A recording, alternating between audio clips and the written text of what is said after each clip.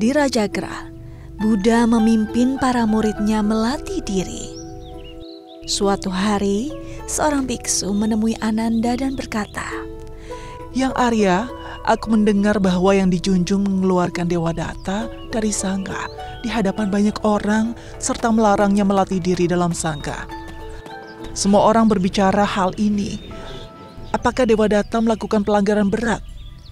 Yang dijunjung bahkan mengatakan bahwa Dewadatta akan terjatuh ke neraka. Benarkah demikian? Benarkah Dewadatta tidak bisa menjadi bagian dari sangga lagi? Apakah penyebabnya?" Mendengar ucapan biksu ini, Ananda hanya mengangguk dalam diam untuk membenarkan pertanyaannya. Biksu itu berkata, "Pelanggaran apa yang telah dilakukan Dewadatta? Dia memiliki kekuatan batin yang luar biasa dan pengaruhnya besar.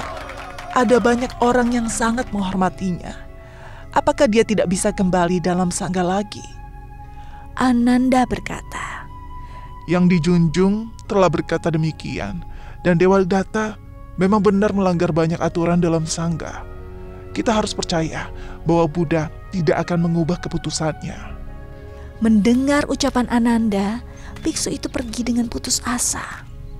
Ananda lalu menemui Buddha dan berkata bahwa sebelumnya ada seorang biksu yang memohon keringanan bagi Dewadatta. Buddha berkata, Segera panggil biksu itu ke sini. Dia mungkin belum lama bergabung dalam sangga, sehingga kurang memahami aturan sangga. Jangan membiarkannya salah paham. Panggil dia ke sini. Aku akan menjelaskan padanya. Tidak lama kemudian, Ananda pun kembali bersama biksu itu. Buddha berkata, Apakah engkau keberatan dengan hukumanku terhadap Dewadatta? Biksu ini tidak berani berbicara. Buddha lalu berkata padanya, Terhadap sesuatu yang tidak dipahami, orang-orang hendaknya tidak membahasnya. Rasa hormat orang-orang terhadap Dewadatta karena kekuatan batinnya telah membangkitkan kesombongannya sehingga membuatnya terpuruk. Sebelum memuji seseorang, kita hendaknya mencari tahu apakah dia memiliki pelatihan diri dan keluhuran. Sebelum menyalahkan seseorang, kita hendaknya mencari tahu apakah dia telah melakukan kejahatan. Kita harus bisa membedakan yang benar dan salah. Jika tidak sungguh-sungguh menjaga ucapan, kita mungkin juga akan menciptakan karma buruk.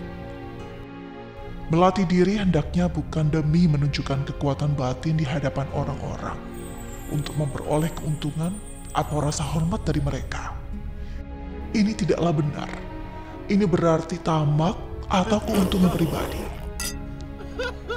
Karena itulah, Dewadatta tidak bisa tetap berada dalam sangga. Ini akan membuatnya menciptakan karma buruk yang lebih berat.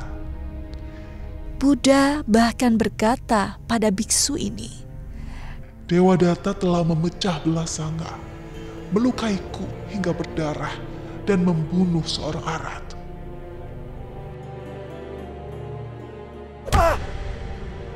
Setelah melakukan kesalahan ini, bagaimana bisa Dewadatta tetap berada dalam sangga?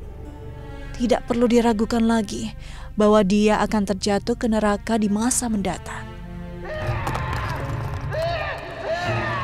Buddha kembali menjelaskan kepada biksu tersebut mengapa Dewadatta bisa dikeluarkan dari sangga.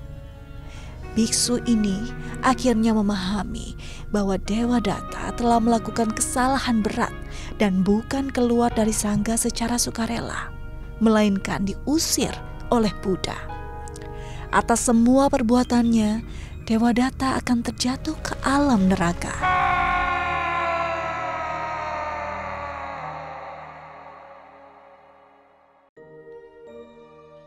Dari cerita ini, Master Cheng Yen mengingatkan kita hendaknya menerima prinsip kebenaran dan terus melatih diri sesuai ajaran kebenaran.